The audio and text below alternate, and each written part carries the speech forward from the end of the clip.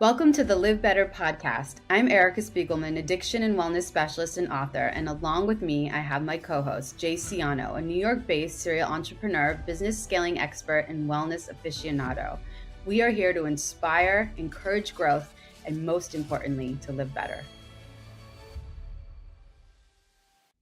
Welcome to the LivBtr podcast. Today we have on Jen Hirst. She's a full-time working mom of 2 kids and a sober coach who is helping women regain their health, their sobriety, and putting them on a path of wellness. Welcome to the show, Jen. Welcome to the LivBtr podcast. I'm Erica Spiegelman. I'm Jay Siano.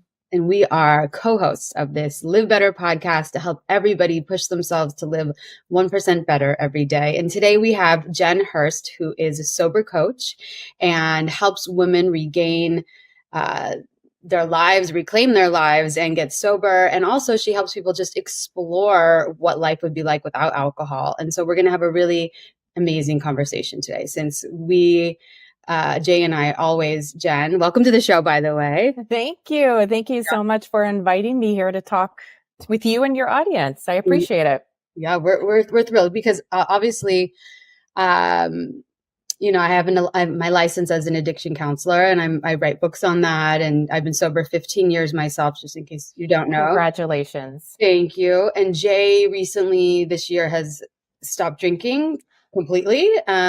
Oh, awesome. His journey has probably been a little different than yours and I, because I think from what it sounds like you stopped and have been working now in the field and helping others the same. And Jay's been, Jay can tell you, but really an incredible, I love to be able to have the contrast of everybody's different journeys and paths towards a better life.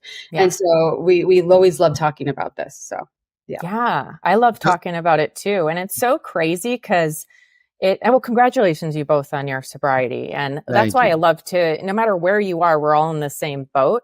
And that's why I love to hear other people's stories too and just how they did it because no story is the same. And it's the one thing I was so nervous to talk about.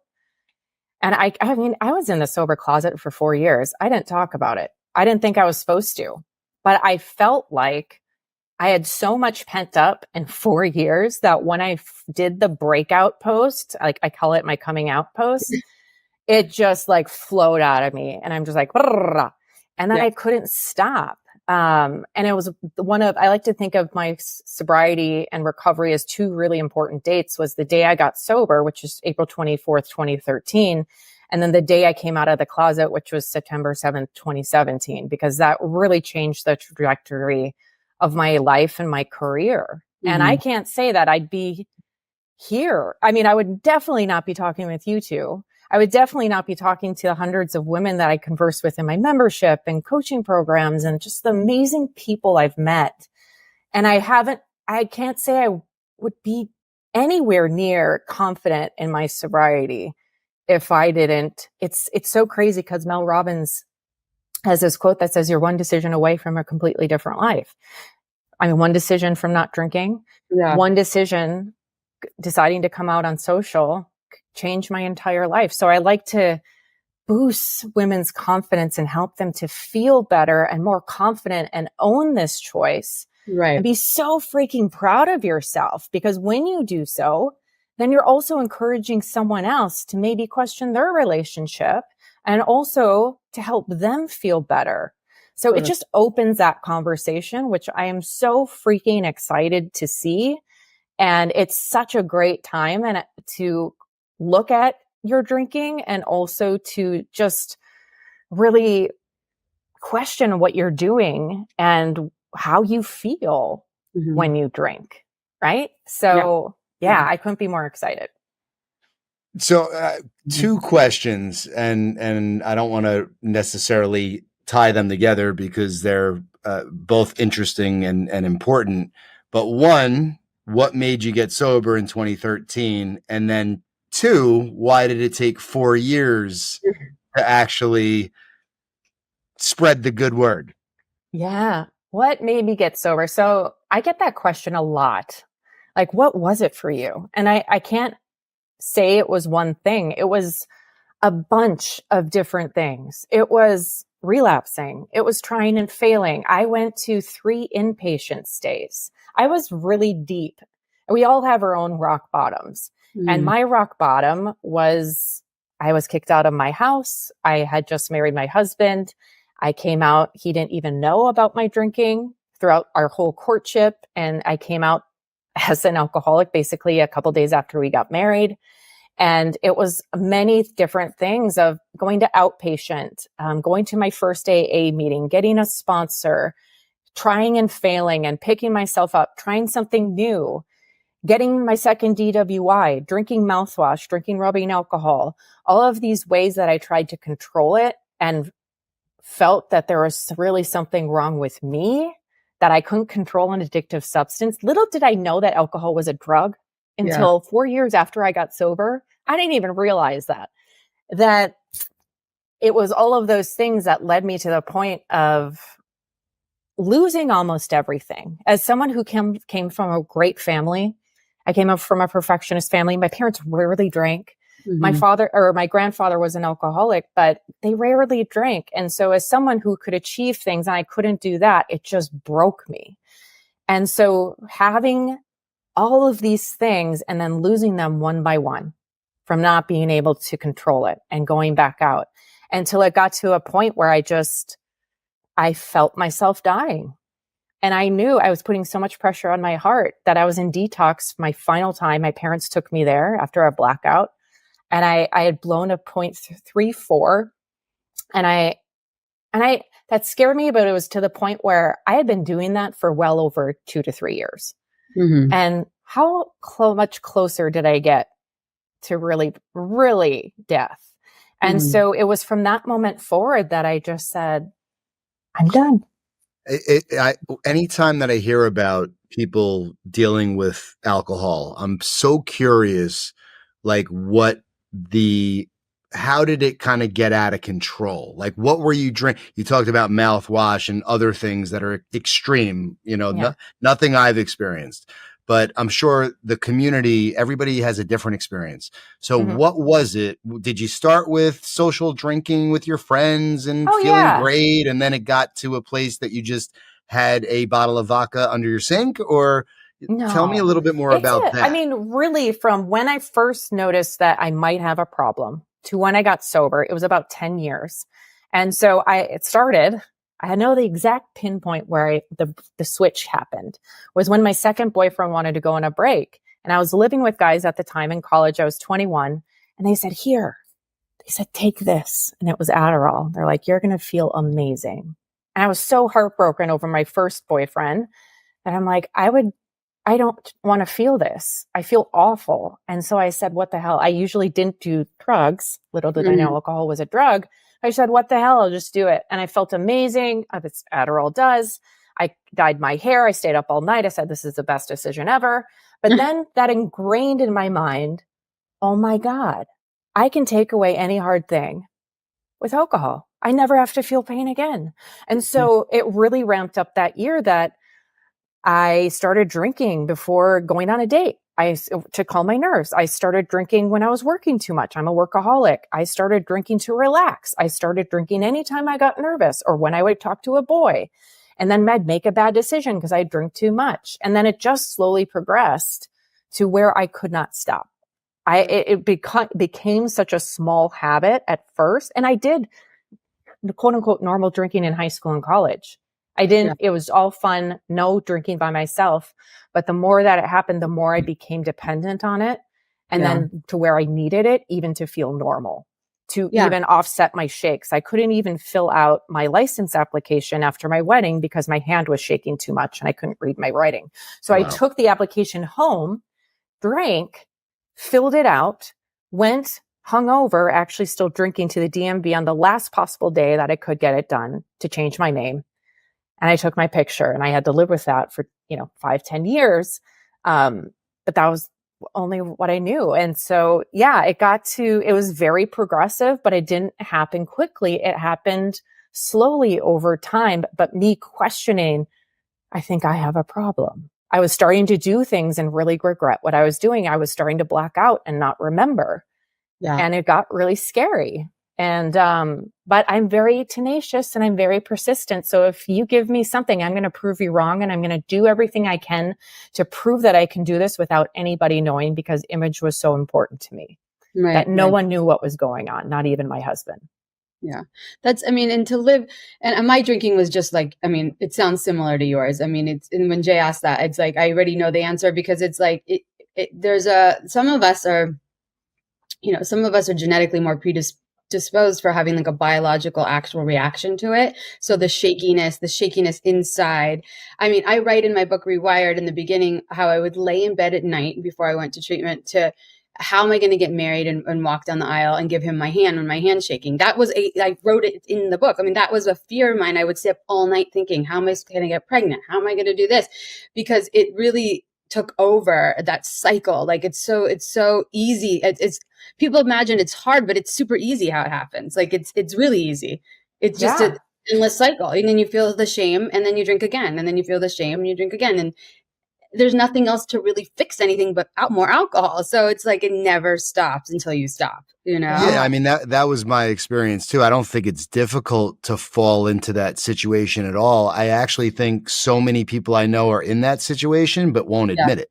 Yeah. Which is even, it's one of those things where, for me, I stopped drinking completely, the last day of 2022, but for the last 3 years leading up to that, I was removing alcohol for 1 month, 2 months, 3 months at a time for several years, and just changing my relationship with it completely. And the minute I started doing that, I was like, oh my God, like I feel something, like this is weird, and actually sitting with my feelings as opposed to trying to just numb myself, which is exactly what you just described. So, I think that unfortunately, alcohol is marketed so well to all of us at such a young age that it's just, hey, shitty things happen, but you don't have to really deal with them. Just have some of this.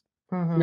Yeah. I'm so proud of you, Jen, for being able to, stop betraying yourself, to speak your truth, to stand up. And I know Jay and I have had these conversations about holding yourself accountable through telling other people. And I think, there's sometimes I tell my clients, there's a small, and many people are like, yeah, so of course, there's a small, like piece in us that wants to maybe not call ourselves out, just in case we want to drink with someone else again, or just in case we don't want to like fully go on the record of being sober, and I think when you out yourself and you have to kind of walk the walk, right? You have to back it up a little bit more. And like Jay, we had this conversation, Jay, about like maybe a year and a half ago, 2 years ago, when you were saying, scary. I would never have said that. I don't drink. Yeah. It's literally like 6 months ago, I was not okay with it. Yeah. So proud of you too. So that's, it's a big progress. We can, as we, I think, become a little bit more like we identify with it more, identity changes a little bit more. We become healthy people. We have other habits that begin to support that foundation of health. So we start to see ourselves different. All of that helps. Right. Yeah. Absolutely. Yeah, everything in life gets better. It's like, I wish I knew this when I wish you guys would have called me and be like, hey, Jay, by the way, 10 years ago, 15 years ago, I wish. Well, and I think when you just said like, oh my gosh, I started to feel something. And as we all have kids of our own, I think it starts. And I've noticed the more that I can focus and work on myself, I can help my children get on this earlier. So instead of telling my daughter, stop crying, I hear parents, even my husband says a lot, stop crying. It's nothing to cry about. And then when I say it's okay to cry. Yeah. It's okay to cry. It's really important for you to cry. Be upset, scream into a pillow, like get it out. Like I want them to feel, and not telling them to shun a feeling. Because one of the movies I really like to tell my clients to watch is the movie Inside Out. Because it's all about the importance of feelings and realizing that sadness is just important as joy. And you can hold space for both, and both are equally important. And it's not a bad feeling. It's actually really, really important. And you don't need to fix it. You just need to find healthier coping mechanisms to move through it in a healthier way. Right. Exactly. Yeah. So could you tell us a little bit about your coaching and about your community, and, as an entrepreneur myself too, and just, I would like to hear from you from the business side too. How did that come to be, and how are you approaching it, growing it? Yeah. And it's crazy how it happened. So I started sharing my and to answer your question from a couple questions ago, I got into it. And what made me kind of come out of the closet was I started into Beachbody coaching.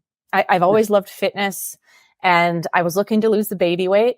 And after my second child, and I got into Beachbody coaching, which was out of my comfort zone. I didn't share a lot on social, but a part of being a coach, there was something about it that interested me.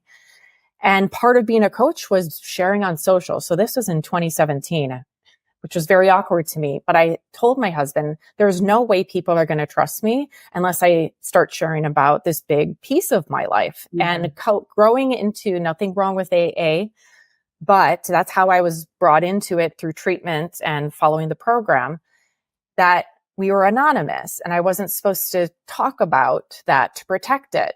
So I lived in shame in the secrecy for 4 years that internally I felt ashamed of it, that we should acknowledge people in public and not talk about it, not mention that. And so it was a really pivotal point of, I just said, screw it, I'm just going to share it. And I used to hide. I used to share in my Soberversary a little snippet, not exactly what I'm celebrating. And I would hide certain people from work from seeing that post because I was embarrassed and I didn't want them to look at me differently. So this post, everybody saw. And I just said, hey, I'm Jen. I'm an alcoholic. This is why I drank. This is what I'm doing. And I threw the phone and I ran into an AA meeting and I looked and I'd had just nothing but love and support. And I felt like this huge weight had been lifted off my shoulders. And from then on, I just kind of breadcrumbed it. I've just said, I thought I was supposed to help women lose weight. I then learned I'm actually supposed to help women get sober and stay sober.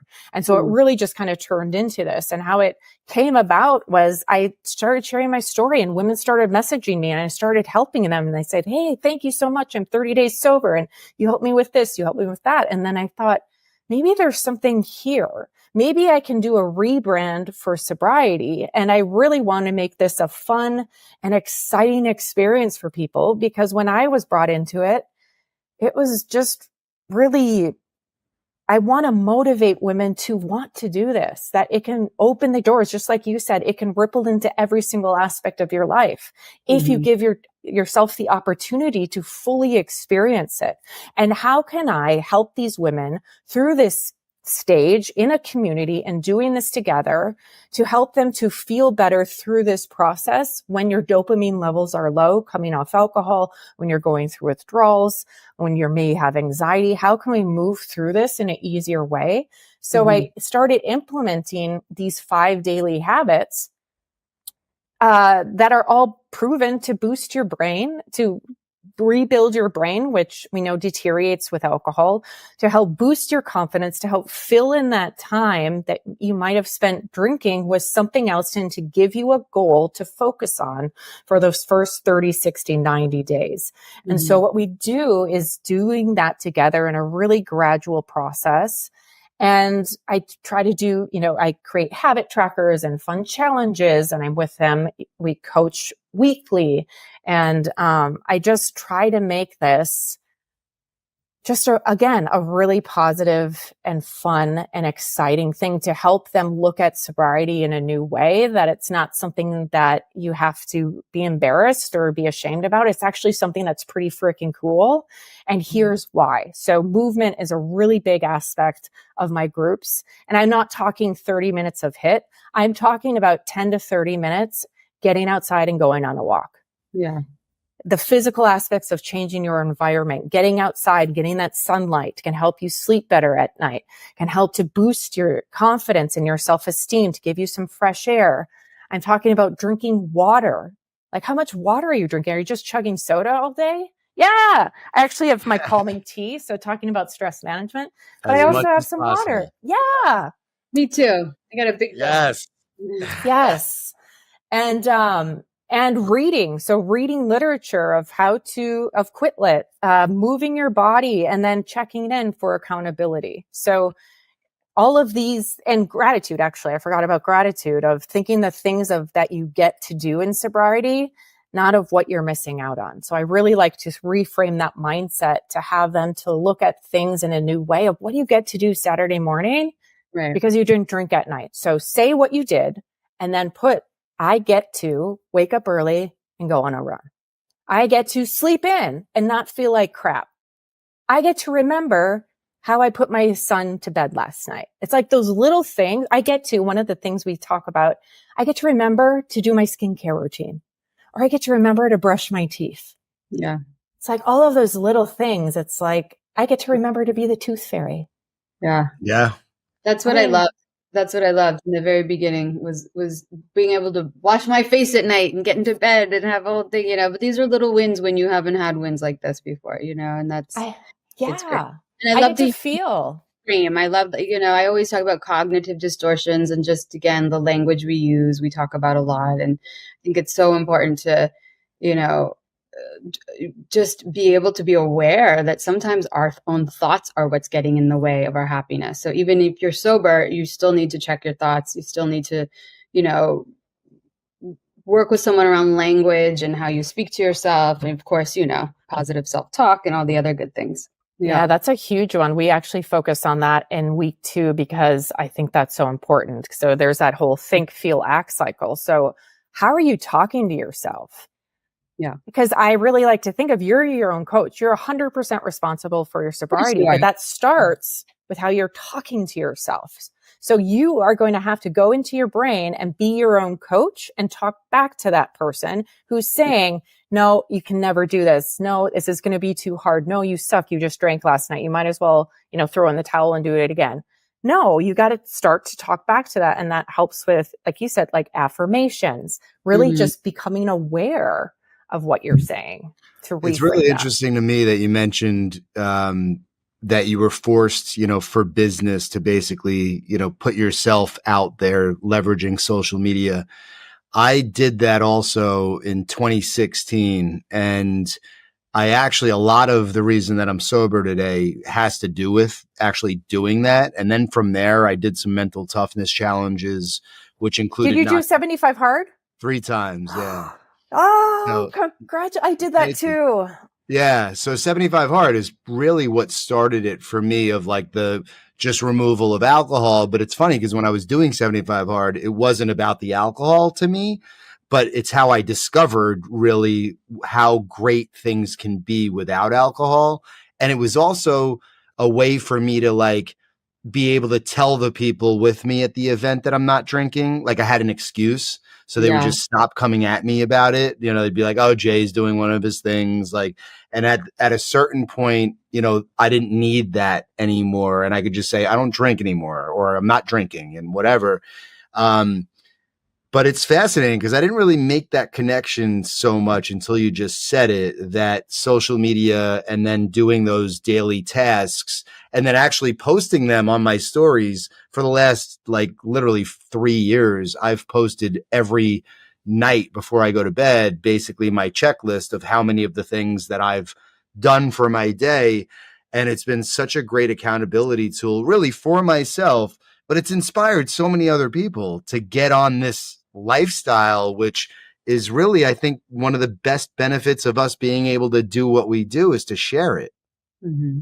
Absolutely. I did the same when I was doing 75 hard. I shared it every single day and I started on a whim. But the only way that I could stay accountable is if I shared it. And if other people were holding me accountable, then I better show up, and I'm not going to back down if other people are watching me. So if you want to be accountable, and like you were saying, Erica, that what you want to protect, you keep a secret. So I totally understand that. If you want to protect and keep drinking, you're probably not going to reach out and ask for help or ask for that guidance. And I did that for many years, but it was something that I wanted to do.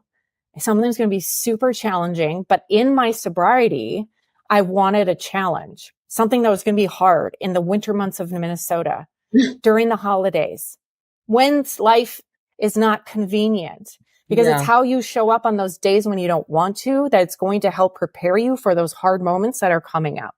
And it was those daily walks outside that were the most beneficial for my stress. When I didn't have the time, those daily walks were the most beneficial because it allowed and it forced me to take a break, to get outside and just move my body and get some fresh air. So if you want to, have social media help keep you accountable, I think that's an incredible tool.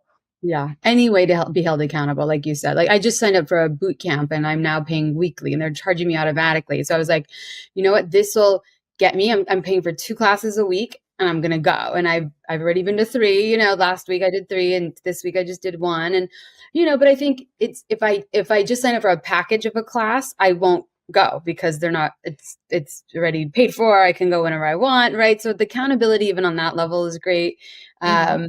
And then, I think just, trying like when I work with my clients is in terms of accountability, if you're trying to, I think like not everybody's ready to give up alcohol. At least I'm sure you meet people like this too that I work with right away. And so, I'll say to them at first, like, I'm going to say something really maybe it won't resonate right now, but I'm just going to say it because I want to help save your life eventually, that for me, what has kept me sober is putting it to death, saying, it's gone. I buried it. I grieved it. I imagined the funeral for alcohol. I buried it's gone. Like it does not exist. There is no window cracked open. There is no door that could possibly fly open. It's not. And maybe in a year from now, maybe when I turn 50, maybe when I turn, no, it's dead. It's gone. And I think too, if you're not there yet, in terms of accountability, that's fine. But again, focusing sometimes on the wins of like, okay, well, you made it 4 days, then you made it 1 week. Then you made it 1 month, like instead of, right. I mean, there's so many other ways to kind of try and reframe how to look at this instead of feel bad about, Yeah, absolutely. And you can even look at sober first, your first trigger hour or witching hour and you didn't drink, right? Your first party and you didn't drink. I just have a woman message me. She's getting married in June and she got through her bridal shower and bachelorette without drinking. I'm like, oh my God, that's huge. Yeah. A sober vacation, first Saturday sober, like you can first 24 hours sober, like all of these things. And I really, really believe in celebrating everything in sobriety, especially early sobriety. Every single freaking day, do something really nice for yourself. And treat yourself, whether it could be, your favorite dessert, but it could be a walk by yourself. It could be a bubble bath. It could be just your favorite show. Right now, mine is Vanderpump Rules. It's just, I don't know what, it's just sucks me in, but it's just being intentional about that. And if you want to, yes, you can bury alcohol and do a whole ceremony. You can also write a goodbye letter to it. I've had my women do that, of just a breakup letter and saying, I'm done with you and here's why. And this is what I'm going to be gaining by not having you in my life anymore. But the tricky thing about alcohol is they're going to keep coming into your life and showing up at these places like baseball games, telling you, oh my God, this would be so nice to have it at a baseball game or a concert or this and that, but you gotta that's why having a community is super important. Surrounding yourself with people who think like you and who are doing this to help support you in those times. Yeah. And also I think creating non-negotiables are really helpful, like non-negotiable hour of solitude or movement, or, non-negotiable, I don't drink, or not, like create your top 10 negotiables or top 5 non-negotiables or something.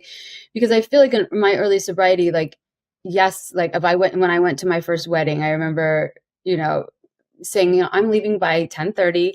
I told even the people the hosts, I'm so happy to come and be there for you guys, but I'm going to leave a little early. I have to get up early the next morning. I have something to do, again, having a plan and having, the non-negotiables is, I think, just preparation, routine, plan is everything in early sobriety, right? And I mean, even to this day, I really do much better, of course, with my routine. That's why I've never really gone out of my day-to-day routine. What do you think? Oh, I am so with you on that. I have morning routines. I am like clockwork. My body knows when to get up and I do everything just in order. But I agree. Like there's that quote, if you fail to plan, plan to fail. And before I go anywhere, I mean, if it's just like a half hour, sure. But I usually pack, I want to get a better cooler, but I always pack a cooler. I like of a million things, snacks, nuts. I do pumpkin seeds, all of these things to help maintain my blood sugar. Yeah. Just, it helps my anxiety to just be prepared just in case. Like in case there's a flat tire, in case the doctor's appointment goes long. I have my nuts. I have, I have my kombucha. I have all of those things to kind of treat myself. And it's funny when I get into the car, my husband laughs because I have my coffee, then I have my water, and then I have my hydration drink. And so I'm like getting in with all my bottles. You sound like me. Alcohol. Yeah. I know. I'm the same way. He's like, what do you carry in your purse? I have snacks. I have everything, because you can never be, it never hurts to be prepared, and no. And that's why I wear a fanny pack. So then, you guys, it is one of the best sober toolkits, because then it never leaves your body. It just, you need your phone. It's right there. You can call. Yeah. You can get on a meeting. You can phone your accountability buddy. You can check into your membership. You need some snacks. I got those in there. You need some gum to help you with anxiety. I got that. Like all of those things, I think is one of the greatest things to take with you. I love it. I think that's the best tip we've heard. I mean, it's true though. It really is.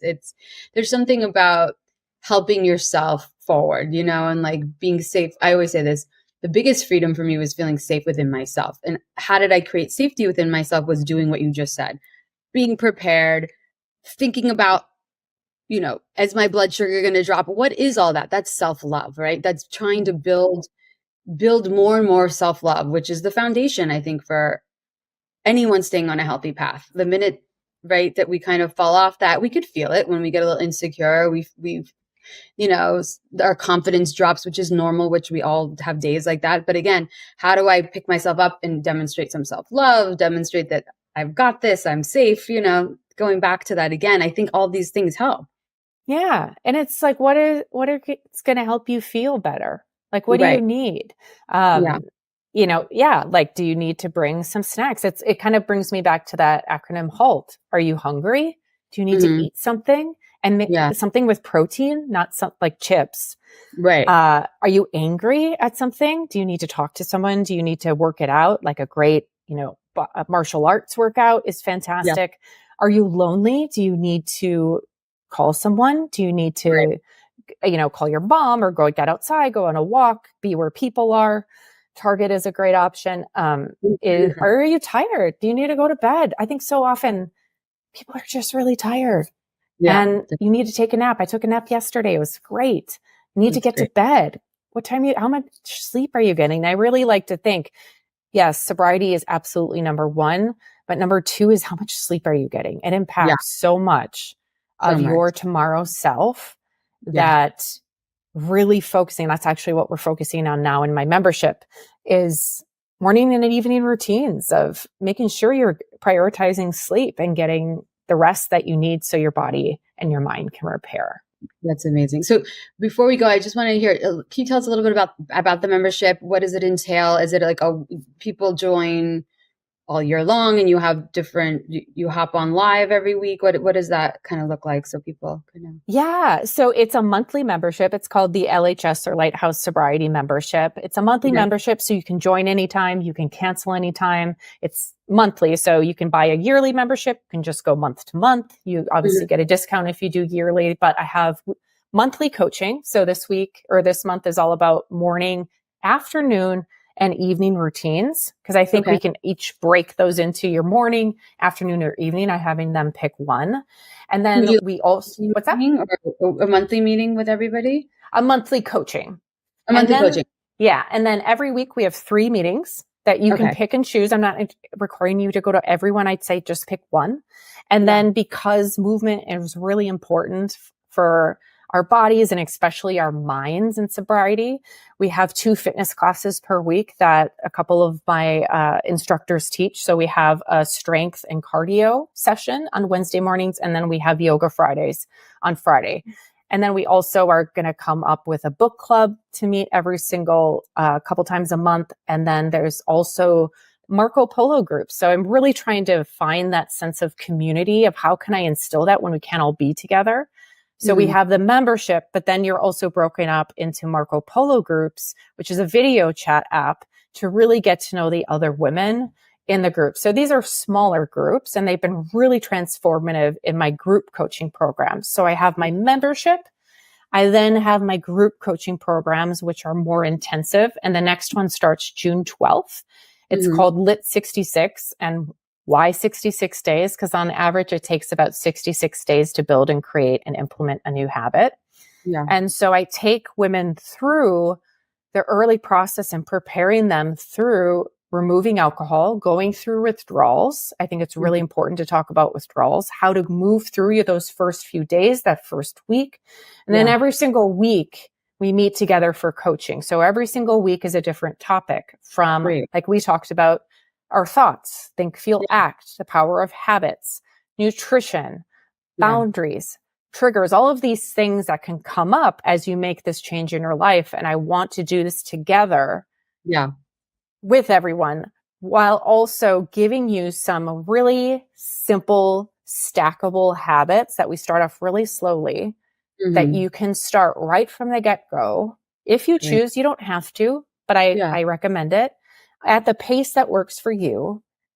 And then we're just going to get through this together, and I'll be with you every step of the way. So the membership is kind of for ongoing sobriety, but if you really want a smaller, more intimate group and really go into sobriety and improving yourself, then I really recommend the group coaching programs. Awesome. This is amazing. Oh, I'm so grateful for you and for all you're doing for women and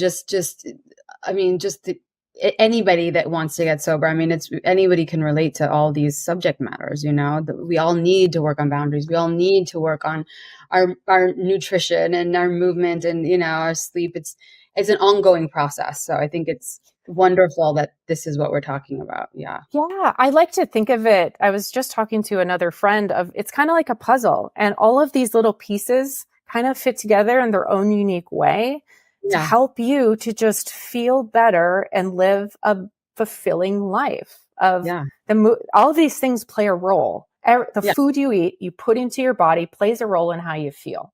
Right. Gratitude plays a role in how you look at life. Right. Boundaries play a role in how you stand up for yourself and how you take care of yourself. And so all of these things just kind of work together in their own unique way to kind of just build. It's not just meetings. Sobriety isn't just meetings. It's not just removing alcohol. It's really improving your life. Right. And so you get to a point where you don't want to drink because you feel so much better without it. And then you have a group of women there to support you and cheer you on when you might not have that support at home. Yeah. And they need it for sure. Many people do. So thank you. Tell everybody where they could find you. Yeah. So I really like to hang out on Instagram. So I am at Jen Lee Hirst. So JenLeeHirst.